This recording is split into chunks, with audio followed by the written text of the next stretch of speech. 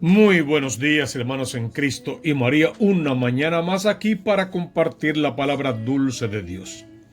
Hoy es miércoles 4 de noviembre. Es también el miércoles de la semana 31 del tiempo ordinario y hoy es la fiesta de nuestro excelso patrón aquí en la parroquia de Aguadilla, San Carlos Borromeo. Les habla el padre Tomás Galarza Figueroa. Lo primero que quiero hacer es compartir con ustedes una pequeña historia sobre este santo varón, al que tal vez conocemos poco y cuya historia es tan importante para el clero, para la iglesia misma, para las vocaciones sacerdotales, la formación de los sacerdotes y la formación de la conciencia cristiana. San Carlos Borromeo llega a ser obispo y cardenal. Nace en Arona, Italia, el 2 de octubre de 1538.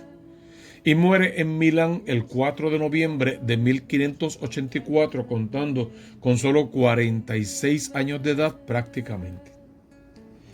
San Carlos es una de las grandes glorias del clero católico de todos los tiempos y una de las máximas figuras de un siglo tan lleno de grandes figuras como lo es el siglo XVI.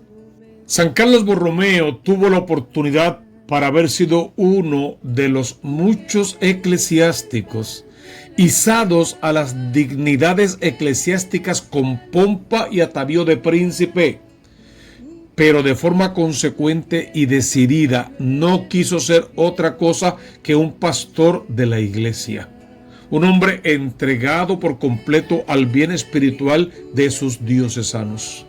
Este amor a la iglesia lo manifestó y anteriormente a su episcopado en Milán, cuando disfrutó del puesto de cardenal, sobrino del Papa Pío IV, y primó en él el creyente y el eclesiástico por encima del político o del diplomático. O sea, él le dio más importante a lo que creía y a quien era como sacerdote que el poder que le podía dar la política o todo aquel tinglado que él vivía en la realeza que pudo haber ocupado por derecho. No olvidemos que Carlos va a ser sobrino del Papa. Nació en Arona, dijimos ya, el día 2 de octubre del año 1538. Y era hijo del conde Gilberto Borromeo y su esposa Margarita de Medicis, cuyo hermano Juan Ángel, hermano de ella, llegaría al papado con el nombre de Pío IV. Carlos se dedicó desde joven al estudio, prefiriendo el derecho, materia en la que se doctora para el año 1559. Para poder disfrutar de varios beneficios que se habían alcanzado para él, se había tonsurado, se había hecho la tonsura, pero no pareció que tenía decidido ser o no sacerdote. Su aspiración parecía ser la de la docencia, le gustaba más el camino de la enseñanza. Pero aquel mismo año, o sea, en el 1559, en que Carlos se doctoraba, era elegido papa su tío, el día mismo de Navidad. Inmediatamente su tío, ahora Papa Pío IV, llamó a Roma a su joven sobrino que apenas contaba con 21 años de edad y el día 31 del mes de diciembre lo creaba cardenal. Así funcionaban las cosas en aquel entonces. Si quieres puedes hacer un juicio de esa práctica, pero ya no podemos cambiarla. Por suerte, ventura o desgracia, así era en esta ocasión, por ventura, por bendición de Dios, por el bien de las almas. Qué bueno que fue así, por lo menos en esta instancia. Es hijo o es hermano o es del tiempo del Concilio de Trento y ya llega a ser arzobispo de Milán. Carlos apoyó decididamente a su tío, al Papa, en el empeño de llevar adelante y concluir el Concilio de Trento que ya había sido comenzado. Lo volvió a convocar, su tío lo volvió a convocar el día 18 de enero de 1562. Y tío y sobrino tuvieron la satisfacción de que se reunieran en Trento más de 100 cardenales y obispos. y que las sesiones se celebran con normalidad y con paz, obviando, no obstante, un montón de dificultades que se le presentaron. Hay que apuntar que Carlos fue uno de los prelados más empeñados en que, dejando de lado las cuestiones bizantinas, quedara en claro la obligación de los obispos de residir en sus diócesis, al menos que gravísimas obligaciones, como era su cargo, se lo impidieran. Él llevaba un magnífico trabajo al lado del Papa, trabajo que era visto por todos y aplaudido por todos. Concluido el concilio, el Papa Pío IV lo confirmó con la bula Benedictus Deus en 1564. Y a su lado Carlos no dejaba de urgir al Papa para que las disposiciones de forma se comenzaran a cumplir enseguida. Él dio ejemplo. Redujo a mucho rigor su propia vida. Redujo su servidumbre y su aparato, o sea, su casa y todo lo que significaba, y en la propia Roma, en cuanto pudo, empezó a exigir el cumplimiento de los decretos del concilio, y para que en toda la iglesia se impusiera la reforma tridentina. Carlos colaboró estrechamente con la congregación del concilio. Su íntima amistad con San Felipe Neri sirvió no poco a esa misma obra, tan querida para él, la obra de la reforma del clero, infundiéndole espíritu religioso y espíritu apostólico. En 1565 le dio licencia a su tío para que tomase posesión personal de la diócesis milanesa, la diócesis de Milán. Pero antes de marchar le dio la condición de legado papal ad letare en toda Italia, con facultad para impulsar los decretos de Trento. Y en esta doble cualidad de arzobispo y legado papal se presentó en Milán. Y en cuanto tomó posesión, convocó un concilio provincial al que asistieron 11 obispos y en el que se recibieron y atacaron los decretos tridentinos, en los que se recibieron y acataron los decretos tridentinos, al tiempo que se tomaban medidas para facilitar en toda la provincia eclesiástica su cumplimiento. Su tío Pío IV murió el 9 de diciembre de aquel año 1565, en que Carlos había podido ir a Milán. En cuanto supo la muerte de su tío, volvió a Roma y participó activamente en el cónclave que eligió papa al cardenal dominico Slieri Pío V. Se ha dicho que fue el cardenal Borromeo el que logró imponer la candidatura del dominico. Carlos obtuvo de él la licencia para volver a Milán y, desligado de perentorias obligaciones curiales, pudo dedicarse por entero a su diócesis. Era el deseo de su corazón y lo que en conciencia creía que debía ser para estar de corazón en la línea de Trento. La diócesis de Milán era inmensa. Tenía nada menos que 800 parroquias. Un clero que constaba de 5.000 sacerdotes entre seculares y religiosos. Y había en todo el territorio diocesano unas 4.000 religiosas. Sus diócesis sufragáneas eran 15. Carlos emprendió con gran celo la obra de hacer que todo se ajustase al espíritu y la disciplina de Trento en todos los aspectos. Comprendió Carlos que tenía que empezar por dar ejemplo de vida arreglada y por ello organizó su casa no como un palacio, sino como el hogar y la curia de un buen pastor. Los muebles de lujos que halló en el palacio los vendió y los sustituyó por muebles austeros. Impuso un ritmo de vida que a algunos les pareció propio de un convento, como si la austeridad, la piedad y la laboriosidad fueran valores monacales y no también muy propios de quienes son pastores. Sus colaboradores debían compartir con él la vida de oración, trabajo y austeridad que él llevaba. Una vida dirigida a la gloria de Dios y al bien de las almas. Carlos renunció a numerosos beneficios que acumulaba, contentándose con tomar de las rentas del arzobispado lo necesario para el sustento de su modesto modo de vida, dedicando lo demás, como las rentas de su propio peculio personal, a obras de caridad y de religión. La formación de los sacerdotes fue su gran sueño. Fundó el Seminario Mayor y varios seminarios menores, en orden a garantizar que en unos años iba a tener un clero distinto, y reunificó el clero diocesano, suprimiendo el llamado clero decumano. Fundó los que luego se llamaron Oblatos de San Ambrosio, congregación de sacerdotes seculares para que se hicieran cargo de la dirección de los seminarios. Para el clero suizo fundó el Colegio Helvético. La reforma pastoral y espiritual la urgió con su famosa visita pastoral a las diócesis, en la que puso tanto empeño y en la que gastó tantas energías. La empezó en 1566. Iba por todas las parroquias fomentando la vida religiosa, la instrucción en la fe, las asociaciones de seglares y no pocas instituciones culturales y sociales.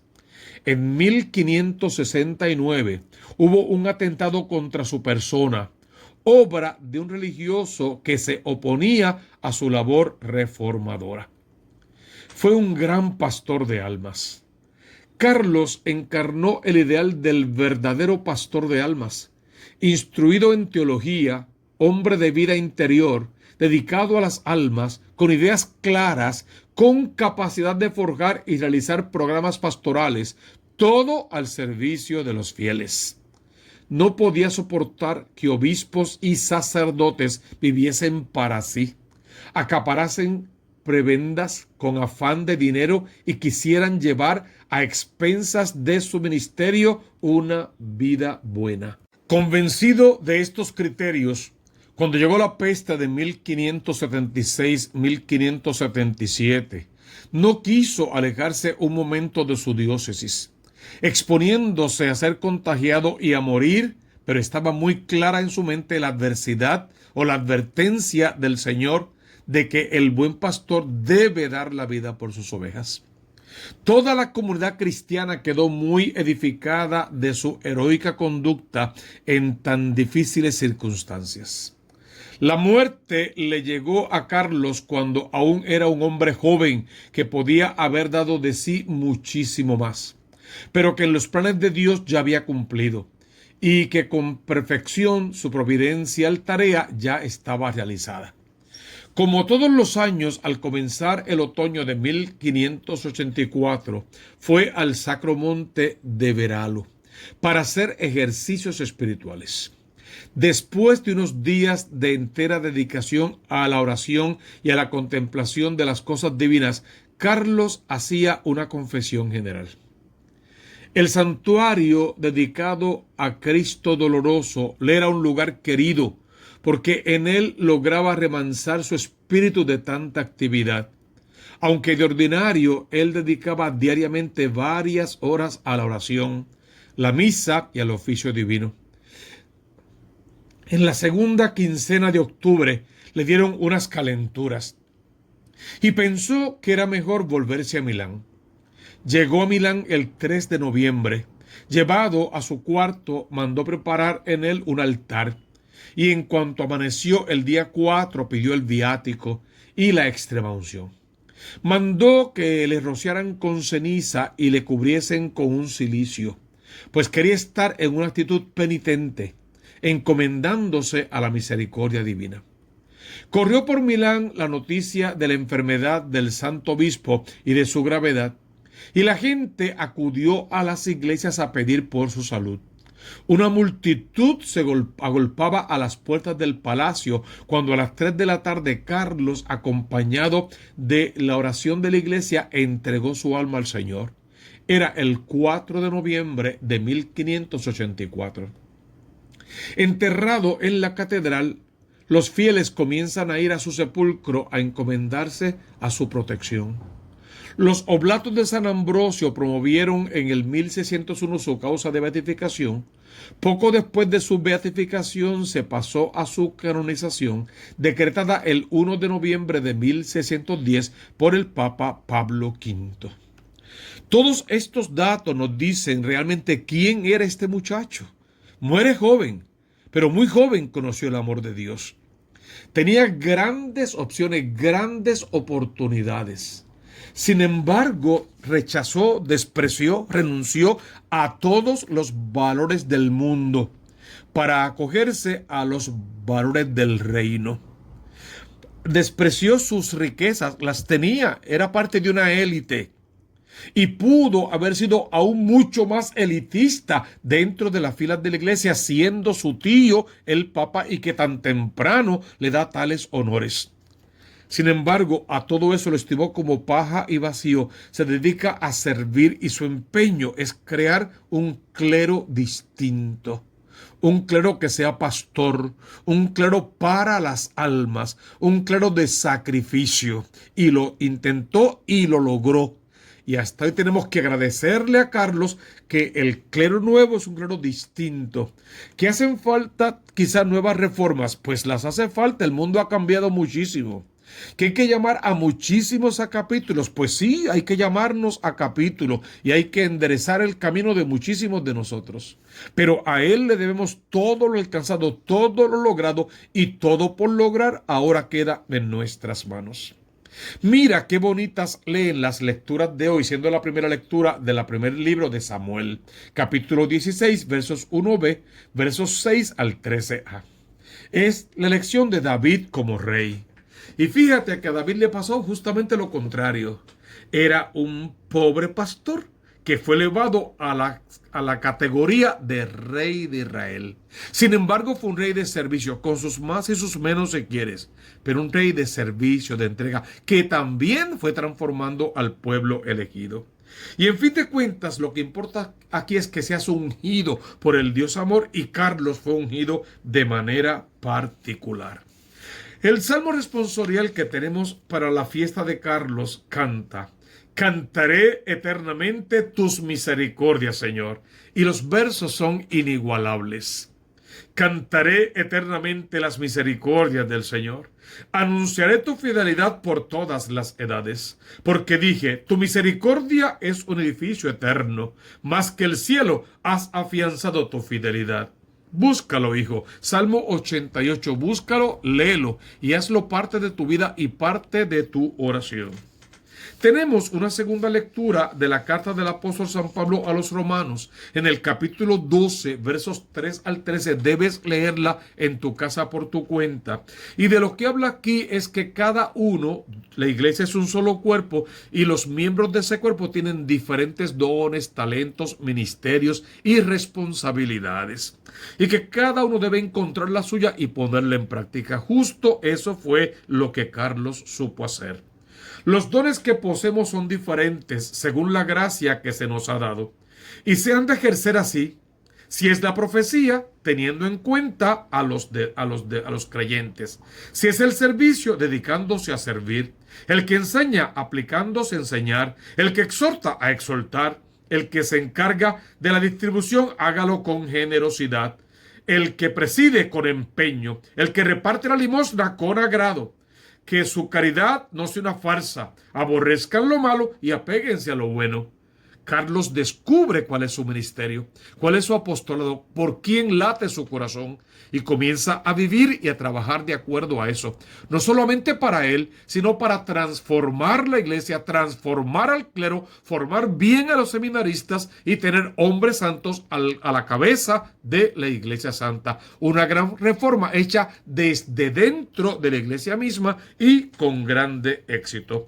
Contribuyan todos en las necesidades de los santos, practiquen la hospitalidad, termina diciendo esa primera lectura. El evangelio que hemos leído es justamente la vida de Carlos puesta en perspectiva. Bueno, es la vida del buen pastor y ese es el Cristo de la gloria, pero Carlos le aprendió muy bien. Yo soy el buen pastor. El buen pastor da la vida por sus ovejas. El asalariado, que no es pastor ni dueño de las ovejas, ve venir al lobo, abandona las ovejas y huye. Carlos experimentó esto en la iglesia del siglo XVI que le tocó vivir. Se dio cuenta que no era correcto, que no estaba bien, y puso todo el empeño de su corta vida para cambiar eso y lo logró. Estamos llamados tú y yo exactamente a lo mismo. Tú como papá, como madre, a ser el buen pastor de tu casa, a educar a tus hijos para Dios y a encaminarlos por el camino de la salvación. Y a los sacerdotes religiosos y religiosas nos toca educar a la iglesia misma, educándonos primero a nosotros, formándonos bien y buscando tener un corazón sacerdotal semejante al de Cristo. Y yo soy el buen pastor, yo conozco las mías y las mías me conocen. El sacerdote tiene que conocer su rebaño y tiene que tener olor a santidad, olor a oveja. Y solo huele a oveja aquel pastor que se mezcla con las suyas, que anda entre ellas, que las carga al hombro cuando es necesario, que las sana de sus enfermedades, que venda sus heridas, que se las echa al hombro y se preocupa por cada una de ellas personalmente. Pide a Dios que toque tu corazón en esta hora y que te bendiga en santidad. Y pídele que tú puedas entender la grandeza de su palabra para ponerla en práctica. Que todo el amor de Dios descienda sobre ti con poder, que te unja la fuerza del Espíritu Santo, que recibas los sentimientos en tu corazón que tenía San Carlos Borromeo y que todo lo que pidas a Dios se te conceda. Su bendición sobre ti y sobre tu casa, en el nombre del Padre y del Hijo y del Espíritu Santo. Amén, amén y amén. Hermanos, no olvides suscribirte a este canal, Tomás Galarza Figueroa. Allí vas a encontrar las homilías diarias, más las de los domingos. Y hoy una breve explicación de la vida de nuestro excelso patrón, San Carlos Borromeo. Felicitamos a toda nuestra feligresía y le deseamos que coloquen en sus corazones los mismos sentimientos que había en el corazón del santo patrón. Suscríbanse por favor al canal de la Diócesis de Mayagüez. Busquen hoy y todos los martes. Sale hoy lógicamente el tema, pero sale todos los martes. Búsquenlo por favor, los temas formativos para que sigan formándose en el quehacer de la iglesia verdadera. Dejen sus comentarios, dejen sus intenciones para la misa, dejen sus sugerencias y ayúdenos a hacer de estos canales verdaderos vehículos de evangelización. Dios les bendiga abundantemente y no olviden la consigna. Busca primero el reino de Dios con su justicia y todo lo demás vendrá por añadidura.